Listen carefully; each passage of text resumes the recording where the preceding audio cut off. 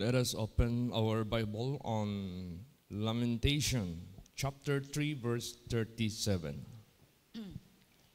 Praise the Lord. Who is he that saith, and it cometh to pass, when the Lord commanded it not? Yes. Sino o kinsa siya nga nagasulti unya adunay katumanan apan kini wala man gisugo sa Ginoo. Ang ibig sabihin nito, sino po dito sa lupa at sa langit na nagsasalita at ito'y nangyayari bagamat ito ay hindi sinalita o hindi inutos ng Diyos? Ang tanong, sino? Meron kayang makakagawa nito? Meron kayang makakaya gawin na pwede niyang i-overlap o i-overrun o lampasan pa niya ang Diyos? Yun ang tanong, kung meron ba at sino naman. Actually, napatunayan, wala. Walang makakago against sa sinalita ng Diyos na ito ay nagsasalita laban at ito po ay nagwawagi. Nobody can defy God. No? Walang makaka-defy sa Diyos. Kaya nga sabi nga ng Diyos kay Paul, it is hard for you to kick against the pricks. No? Mahirap sa iyo sumipa sa matutulis. So ganoon din sa buhay natin, we can do nothing against the truth, but for the truth. Walang magpa-prosper, walang magwawagi pag nilabanan mo ang Diyos sa kanyang sinasabi. Mas mabuti pa, sabayan mo siya. Meron ka pang pakinabang, meron ka pang mapupuntahan, kaysa ikaw ay sasangga o lalaban kontra sa salita ng ating Panginoong Diyos. Napatunayan na po yan. Ikumpara lang natin yung sinalita ng Diyos kay Adam at Eve at ang sinalita ng serpente. The old serpent, which is the dragon. Ano yung mga sinalita niya na hindi inutos ng Diyos? Sino ang nagwagi? Sino ang natupad? Diba still the God na nagsalita ng kanyang sinalita, siya yung nag-prevail, siya yung nangyari. So anuman bagay, sino man sa sanglibutan ito na nagsasalita contrary to the word of God or to God Himself, none of them shall prosper. None of them shall prevail. Kahit sabihin pa natin, rumami ang naniwala sa Kanya na nag-against sa Diyos. No, God doesn't look on the number of the people na mag-go against sa Kanya na matatawag natin sila ay makaka-escape. Tingnan mo na lang yung nangyari sa Biblia. How many millions sa panahon ni Noah na hindi naniwala sa Diyos? And how few were they na naniwala at sumunod sa Diyos? Kaunti lang, 8 lang sila. But God respected them. But God saved them. But God proved to them that He is the one who is the judge. Then yung lahat ng mga hindi naniwala sa Diyos, they have nothing at all to prove that they can prevail against Him who is in heaven. Praise the Lord. Now, ngayon, sa buhay natin, ganun din sa buhay po natin. Let us not ever go against Him that speak in heaven. Huwag tayong mag-ano. Kaya nga, may sinabi dyan, how shall we escape? If we neglect the great salvation. Kung hindi nga naka-escape siya na nagsalita mula dito sa lupa, ano pa kaya? Shall we escape from Him who speak from heaven, which is the Word of God? Wala talaga. So, lahat ng sinalita ng Diyos, talagang ano yan. Kasi baka darating ang panahon because of the innovation, because of the transformation, because of the technology na pataas ng pataas, pataas ng pataas, that we never have seen before, ng mga nauna sa atin, baka maya-maya doon na tayo maniwala sa mga tao who invented it. And the moment they will speak against God, still we believe them more than the living God. Baka gano'n ang mangyari ba? Masyado nang lumakas yung kanilang tawag nito, influence sa mga tao. Mas kahit magsalita sila ng contrary to the Word of God, maniniwala na lang ang tao sa kanila because of their inventions. No, wag nating gawin yan. Don't ever do that. Wag. Kasi nag-iisa lang, pag anong sinabi niya, walang makaka-define nito. Walang makaka-resist nito. Basahin natin. Psalms 33, 9 hanggang 11. Praise the Lord. For he spake, and it was done. He commanded, and it stood fast. The Lord bringeth the counsel of the heathen to naught. He maketh the devices of the people of none effect. The counsel of the Lord standeth forever, the thoughts of his heart to all generations.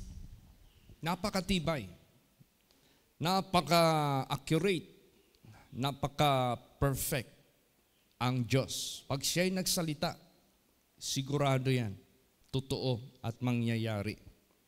At gagawin niya rin na ang counsel ng mga hidden na hindi naniwala sa Kanya, wawalan niya ito ng bisa. No? Maging non-effect, it will come to naught. Walang bisa. Tingnan mo yung sinabi ni King Sennacherib. Yung dinify niya, ang God of Israel. Tingnan mo yung sinabi ni Goliath na gidefy niya yung Diyos ng Israel. Pahiya sila lahat. Wala silang nagawa. Bata lang ang nagharap, wala na, talo na. Isang anghel lang ang nagharap sa 185,000 Assyrian soldiers, ubos silang lahat. Yung lahat ng sinabi ni King Sennacherib, na kung pakikinggan mo, manginginig ka. Pag pakinggan mo, talagang masisindak ka. Pero wala, none of his words na nag-prevail against the word of God which being spoken by the mouth of God through his prophets. Yun ang nangyari. Ang natupad yung mga sinabi ng mga propeta. Praise the Lord.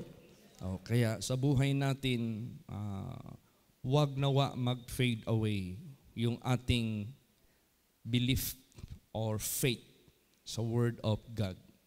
Kailangan, paggising pa lang natin ng umaga, nakakonect na yung isip natin sa salita ng Diyos. Mag-greet na tayo kay Jesus at mag-commit na tayo, Lord, I love you.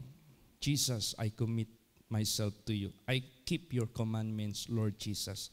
Wag na wag tayong ma-detach from our faith and obedience from the Word of God. Lagi natin yang i-maintain, lagi natin yan. Napakahalaga niyan. Ano pang sinabi dito sa Proverbs 16 verse 9? Praise the Lord. A man's heart deviseth his way, but the Lord directeth his steps. Yes, kahit pa anong device ng puso ng tao, to guide him, to lead him, kung saan man niya gusto. Tulad niyan, may mga tao ngayon sa sanglibutang ito who are trying not to get old. Ang Diyos pa rin ang matupad. There are so much inventions today in this world as much as possible. People shall not die. Mamatay pa rin ang tao. Doon pa rin papunta sa counsel ng Diyos. You are dust and unto dust you will return. Doon pa rin pupunta. Kahit pa anong gagawin pa ng mga tao na devices, inventions, whatever, wala pa rin saysay ang kanilang ginagawa. Ang Diyos pa rin, ang counsel pa rin, ang direction pa rin ng Diyos na sinasabi niya, doon ka papunta. Doon ka talaga papunta. Ganun. Pag sinabi ng Diyos, after you have done, tapos na yung buhay mo, then what you have done, you will be resurrected. Ma-resurrected ka talaga. Pag sinabi ng Diyos, you will be resurrected unto damnation, unto eternal damnation. Pag ano yung sinabi ng Diyos, yun talaga ang papuntahan ng tao. Pag ikaw naman din ay you have done that which is good, dahil hindi huli ang lahat sa buhay mo. Habang buhay ka pa, kinilala mo na ang Diyos. Habang buhay ka pa, ginawa mo na yung mga sinasabi ng ating Panginoong Diyos. You have proven what is good and acceptable and perfect will of God. Dahil naniwala ka sa Diyos, naging obedient ka sa Diyos. Pag sinabi niya, after you have done, and you have done that which is good, pag sabi ng Diyos, you will be resurrected. Ma-resurrect ka talaga. Whether you like it or not, ma-resurrected ka talaga. Kahit pa sabi, i-curse ka pa ng mga tao, there is no such thing that upon the coming of Jesus, among the believers and the faithful followers of Jesus, they will be resurrected in the first resurrection, and they shall be with God, with Him forever and ever. Kahit pa anong sabihin nila, kahit baliktarin pa nila, kahit ano pang paano nila i-pronounce ito na pagsasalita na parang sarcastic, parang tawag niyan yung nakakainis, ang salita pa rin ng Diyos ang matutupad. After you have done, tapos ka na, and you have done that which is good, you will be resurrected. Mare-resurrect ka talaga. Pag sinabi, unto life everlasting, doon ka talaga papunta. Yan yung magpiprevail, yan yung ibig sabihin na kung saan there is no such device, nor wisdom, nor anybody that is saying nga mangyayari, which is not the Lord commanded. Hindi sila ang makapangyarihan. Hindi sila ang gumawa sa langit at sa lupa. Hindi sila ang nagbigay ng hininga sa tao. Hindi sila that will cause people will turn unto dust. Pero pag siya na gumagawa nitong lahat ay magsalita, ay nako, sabihin ko po, mangyayari lahat yan, matutupad lahat yan. Kaya ganun ka-accurate ang ating Panginoong Diyos. Walang tao dito na ibahin niya ang direksyon. Tingnan mo lang yung sinabi ng serpente, you will not die. But God said, if you eat that, you will die. O sino ang nagwagi? Sino ang napatunayan that is telling the truth na merong accuracy, may effectivity, may epekto, meron talagang in accordance talaga sa statement niya, yun talaga ang nangyari. Di ba ang Diyos? At lahat ng mga sinabi na contrary, which the Lord hath commanded not, but He say something, na ito ang mangyari, hindi ka mamatay. Ito ang mangyari, ganito. Wala man, hindi man niya napatunayan. Hindi man niya na-prove. But still God ang nag-prevail. So, yan ang logic na sinabi na kahit sino pang tao nagmamagaling sa lupa at magko-command siya at sabihin niya ito ang mangyari, in which hindi naman yan ang sinabi ng Diyos, contrary naman sa kanyang sinabi, ay wala yan. Hindi yan matutupad. Ang counsel pa rin, ang salita pa rin ng Diyos, that shall stand. Basahin natin. Proverbs 19:21. Praise the Lord. There are many devices in a man's heart. Nevertheless, the counsel of the Lord, that shall stand. Yes. Kahit pa gaano karami, kahit gaano pa it is being composed with so much superlatives, so much adjective, pero contrary naman sa sinasabi sa salita ng Diyos. But still the counsel of the Lord, that shall stand, that shall fulfill. Ang counsel lang talaga, siya pa rin ang matutupad. Hindi. Di ba? Pag-declare ng Diyos, sabi ng Diyos, okay, bahain ko ang mundo.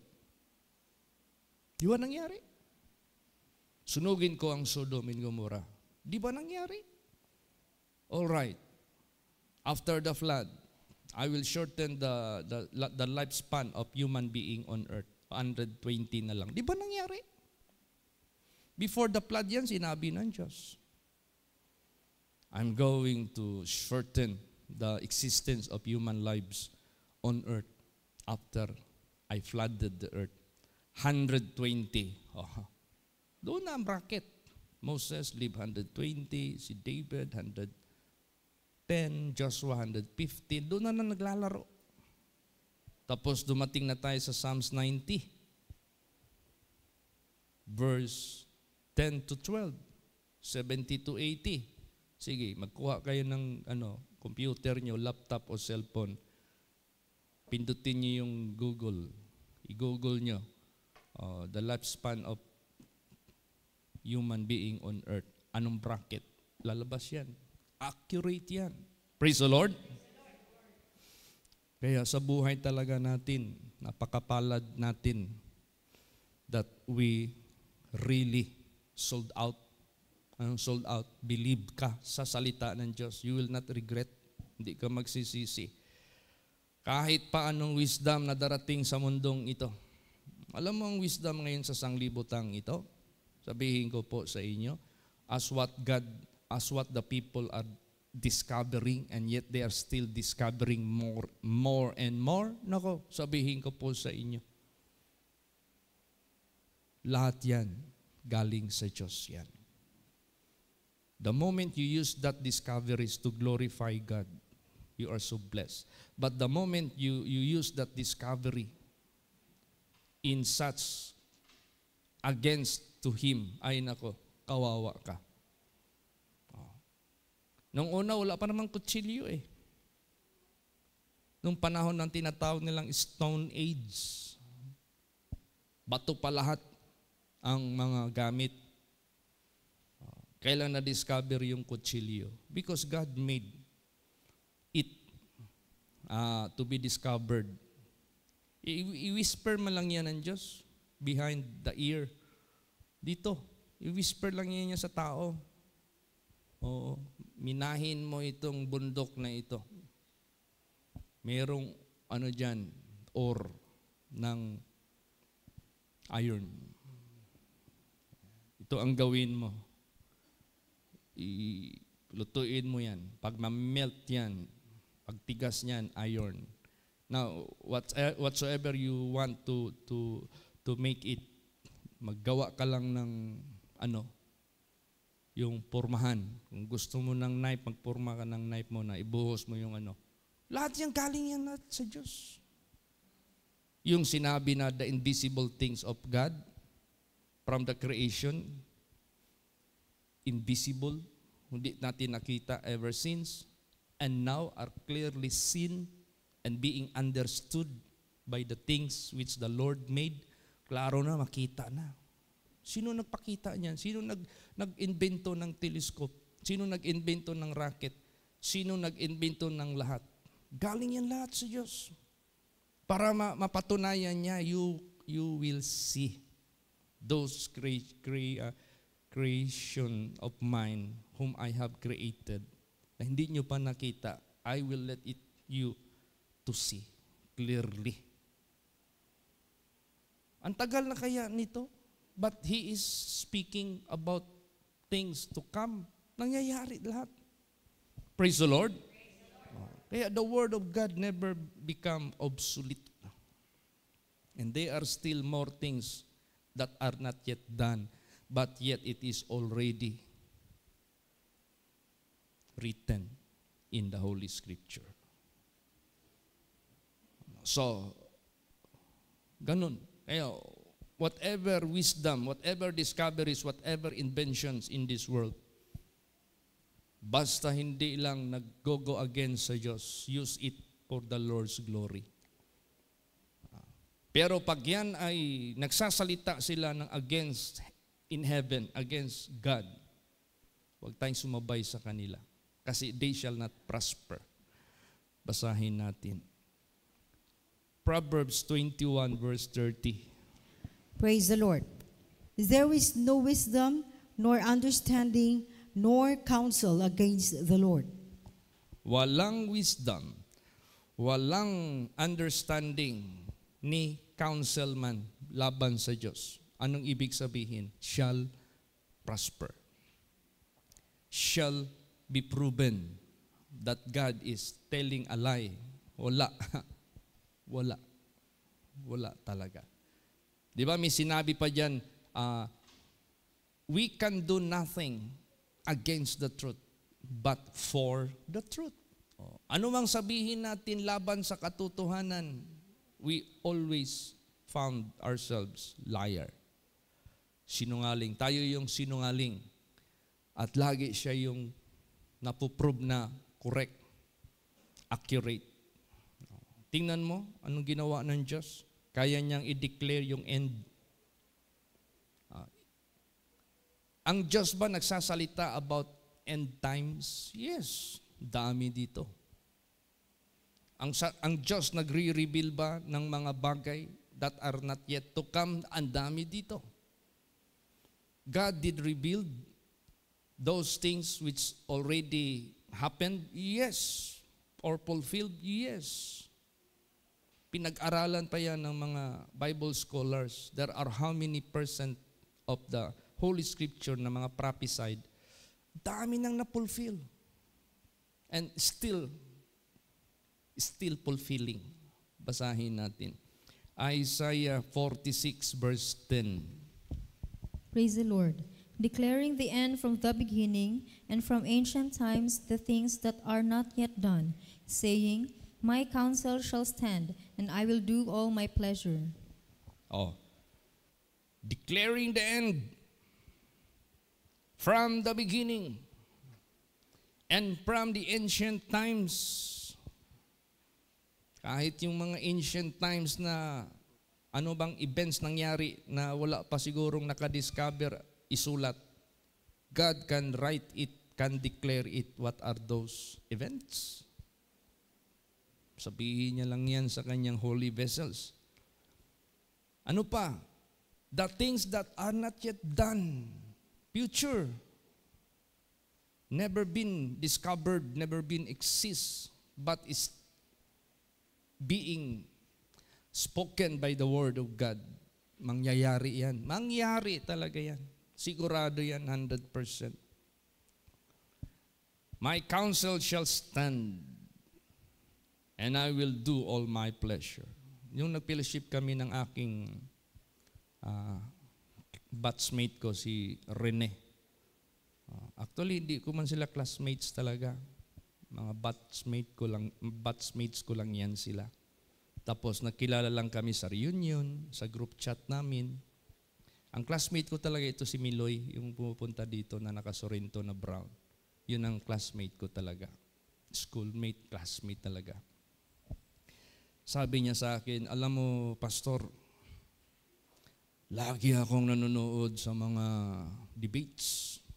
I want to discover more things and I want to answer those questions na possible na aking ma-encounter. So lagi siyang nag-ano daw sa mga debate, nakikinig. Siguro gusto niyo rin kunin yung opinion ko about those debates. Merong nagdebate Christian against o versus Islam. Sabi niya, grabe yung Islam, memorado nila yung Quran. Mga bata pa lang, memorize nila cover to cover. Yung mga Islam, grabe sila mag-defend sa kanilang kaya nilang balintungin yung Christian na mga naniniwala pag hindi ka malalim. Dami. Tapos marami pang reliyon na nagdidebate, iba't ibang mga sekta, iba't ibang mga denomination, iba't ibang mga, Tapos, lumabas sa bibig niya, nakakalito. Confused. Nako-confused daw siya. Sabi ko actually, there was none of his apostles made such move. Nakipagdebate sila. Ang sabi ni Jesus Christ sa kanila, preach. Do not adulterate. Huwag mong haluan. Di ba sinabi diyan, we speak in Christ in sincerity and in truth, and we do not corrupt the word of God. We are savor unto life, unto life, unto death, unto death. To those who believe, unto life. To those who will not believe, unto death. The word of God is not subject for debate. The word of God is to be preached. Preach mo lang. Purely. Those who will believe will be saved, will inherit the kingdom of God, and shall not pass the second death. Those who will not believe shall be condemned. They cannot enter into the kingdom of heaven, but they will be facing the consequence. They shall be cast into the lake of fire. Yan man sinabi ng salita ng Diyos. What are these debates about? These are claims of glory. Gusto nila may pangalan sila, sikat sila. Gusto nila magaling sila. Gusto nila talagang bihasa sila. These are vain glory. Nakita mo na, mag-aaway na lang halos. Palakpakan doon, palakpakan dito. Anong ibig mong sabihin sa salita ng Diyos? Gawin na lang natin itong mockery. Gawin na lang natin itong gano'n na lang ito kabarat. Kahit sino-sino na lang magsalita nito. Tapos ipalabas mo sa madla kung sino mas magaling sa kanila. Wala yan sa senaryo, sa ministry ni Jesus Christ. Praise the Lord. Wala. Meron pa nga dito na isang balangay. Anong balangay? Isang village. Hindi tumanggap kay Jesus, even one of them. Anong sabi ni Jesus? Okay, let's move. Let's go to other village. Huwag mong ipilit. Huwag mong i-force. Even Paul experienced that. Paul, Jerusalem, doesn't believe your testimony. Get out. Go to Rome. O, di ba? So, ganun. Hindi ipilit mo, dibatihin mo yung mga tao. Hindi na kailangan yan. That is not necessary anymore. Praise the Lord. Hindi yan. Kasi pag dibati kasi, claim na ng tao ang nasa presensya ng mga tao. People will be saying, oh, magaling siya, oh, magaling siya, oh, magaling. God is no longer there. Hindi na ang Diyos ang pinag-uusapan. Ability na ng tao, kagalingan na ng tao. Wala rin. God can never be glorified. Kaya ganun po. So sa buhay natin, let us always remember how the Word of God is so accurate. Ang gusto na lang ng Diyos sa atin, yung bang kaawaan na tayo, no? Yung mercy ng Diyos. Actually, if it is not of His mercy, ay wala sa atin dito. Kaya nga sinabi diyan, by the mercies of God, that He present your bodies a living sacrifice, holy, acceptable unto God, which is your reasonable service, and be not conformed to this world, but be transformed by the renewing of your mind, that you may prove what is that good and acceptable and perfect will of God, by the mercies of God. Ang mercy na lang ang humahawak sa atin. Bakit tayo pwede pang maligtas? Kung hindi sa mercy ng Diyos, none of us shall avail. Basahin natin. Romans 9:15. Praise the Lord. For He saith to Moses, I will have mercy on whom I will have mercy, and I will have compassion on whom I will have compassion. Yan, doon na lang. Doon na lang tayo kumakapit. Now, since mercy and compassion made for all men, for all people, so therefore, do not abuse it. Love it. Do not abuse it. Use it in appropriate way. Use sa tamang paraan. Receive not the grace of God in vain. Paul said, I am what I am by the grace of God. God said, my grace is sufficient for you. So yung mercy ng Diyos, pag sinabing mercy, grace of God, favor of God, by that, magkakaroon tayo ng kaligtasan. Kasi nanggaling sa Kanya ang matatawag nating nandyan sa kanya nagmula, nag-origin, na tayo ay kaawaan, bigyan ng pagkakataon mapatawad, bigyan ng pagkakataon ma-enlighten, bigyan ng pagkakataon makapag-serve, bigyan ng pagkakataon makapag-prove what is that good and acceptable and perfect will of God, then do it. What are you waiting? Do not tarry. No? Huwag ka nang magbagal-bagal pa. Huwag ka na maghintay ng ano pang mangyayari. Yung mensahe kaninang umaga, prepare the way of the Lord, the highway of God. I-prepare mo na so that God can make speedy move. Kaya niyang mabilis i-prepare yung kaligtasan natin. Praise the Lord. Basahin natin Ephesians 1:11. Praise the Lord.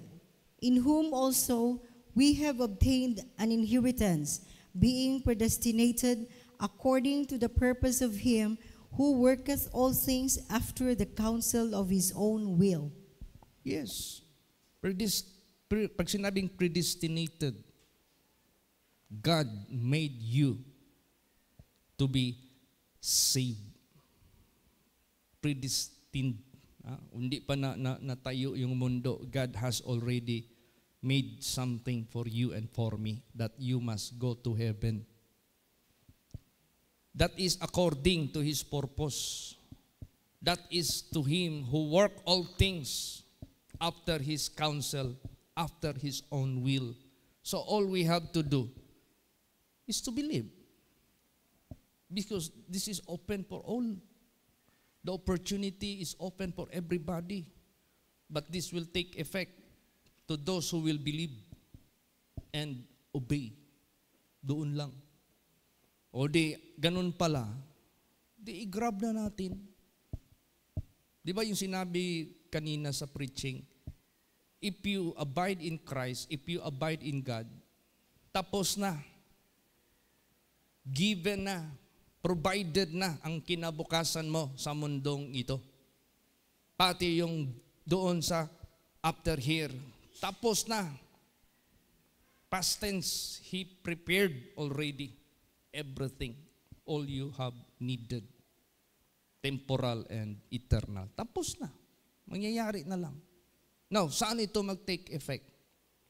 To those who will believe. O mapalad ka kung naniwala ka. Kawawa ka kung di ka naniwala. Kasi this will never take effect. But God, the God of this world will make you blind. Diba? The God of this world make them blind which believe not, lest the glorious gospel of Christ should shine unto them. Ay, hindi kaya basta-bastang liwanag ang mag-i-enlighten sa tao kung maniwala ka lang sa Kanya ng buong puso. Kaya pasalamat tayo sa ating Panginoong Diyos. Kaya lahat ng gagawin natin, let us always say, your will be done. Lagi nating, let us always acknowledge God in all our ways. Let us always acknowledge Him para mag-guide tayo. Last verses, basahin natin. James 4:13 hanggang 15. Praise the Lord. Go to now, ye that say, today or tomorrow we will go into such a city, and continue there a year, and buy and sell and get gain. Whereas ye know not what shall be on the morrow. For what is your life? It is even a vapor that appeareth for a little while, little time, and then vanisheth away.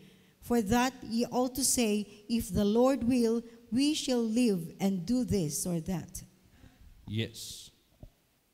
Meaning to say, you recognize Him na source of life. What if hindi ka na niya bigyan ng buhay? Kasi you always exclude God in your plan.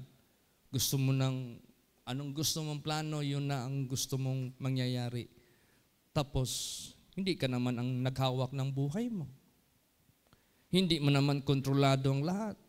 Samantalang there is someone who controls everything, who can make anything that will come to pass if He will, kung gawin niya. So doon tayo takbo sa Kanya. Doon tayo lalapit sa Kanya. Always speak, Lord, if it is your will, I'll go there, I'll stay there until this ganito. Lord, if it is your will. Yun man yung hiningi namin ng pamilya ko pagtapos nila ng high school. Okay, kung will ni Jesus, makakulihiyo kayo. Mag-pray tayo. Only we acknowledge God because if He would send my children to college, ay mangyayari yan. Kasi siya yung may kakayahan nagagawa nito. Noon, mag-travel ako anywhere, always I bear in my mind, we don't have our own lot, we don't have our own building, we don't have our very own whatever necessities for the work of the ministry. But I can see it to other churches, religions, and groups. Kung hindi mo, Lord Jesus, i-grant ito, certainly, surely, we can never have these things till we die. But I consider you, I acknowledge you, I ask unto you. We need it. O tingnan mo. Pag gawin na niya na ganito, now, alalahanin natin, are we capable to have this space na magkaroon na tayo ng sarili? We are not capable. Pero doon tayo lumapit sa Kanya, who is capable and able. O di ba natupad? Hindi naging failure. Natupad po ang lahat. At kung saan tayo paratingin, meron pa nga pangitain Pastor Chit, merong dream. 2050. Sister Mabel, buhay pa tayo niyan, 2050. Sa palagay mo? Ano ba tayo ngayon? Ano ako ngayon almost 60 na ako, mag-plus 25 ako. Years. Wala na, mahirap na. Lugos na. Hindi na. Tapos nakita doon, iba na ang nag-sign ng document. Tapos, ang laki daw ng gathering doon sa Luzon, Manila side, HPIM, parang big gatherings doon. Hindi natin alam. Hindi natin alam.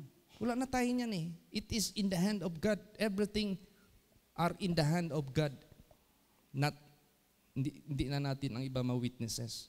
So, God is revealing the future of our ministry. Na ito na this will look like.